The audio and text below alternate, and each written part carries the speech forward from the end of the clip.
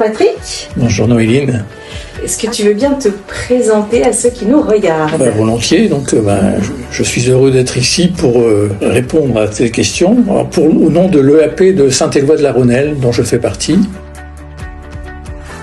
Eh bien, elle vient clore une superbe année franciscaine qui a démarré en septembre 2023, plus exactement le 4 octobre, puisque c'est la fête de Saint-François. Par une rencontre des fraternités franciscaines du Nord-Pas-de-Calais. Et à partir de là, on a déroulé tout un programme au long de l'année.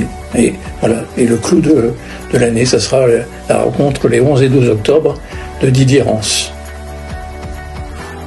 D'abord, comme on l'avait annoncé dans le petit signet agenda que nous avions distribué, on avait marqué son choix de mener une vie de pauvreté à l'exemple du Christ, son attention et son respect pour la création, sa capacité à bâtir la paix en dialoguant avec le sultan d'Égypte, sa volonté de transformer l'Église de l'intérieur témoignent d'une vie au plus près de l'Évangile.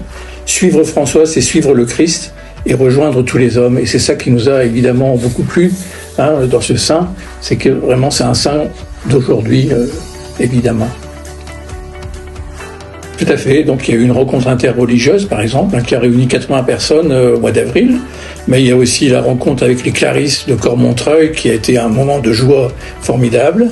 Il y a eu une marche de la création, mais il y a aussi une conférence sur Laudato aussi, un temps de réflexion sur l'Amazonie qui était très intéressant aussi, sur la pauvreté et puis la préservation de la nature, suite au synode de l'Amazonie par le pape François. Voilà, puis encore les 24 heures pour le Seigneur qui ont été consacrées à cela, avec une rencontre de Georges Moriot qui nous a expliqué la croix de Saint-Damien, par exemple, puisque c'est devant cette croix que Saint François a eu son appel. Va, François, et répare ma maison. Voilà.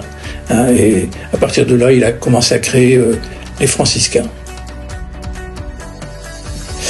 On est très heureux d'abord de l'accueillir parce que ça a été difficile de l'avoir. Il est tellement pris. Il est entre Kiev, où il enseigne à l'université catholique de Kiev.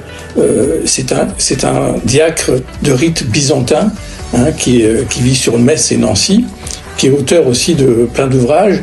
Et c'est l'ancien directeur de l'aide à l'Église en détresse également. Il a été 20 ans directeur de cette association.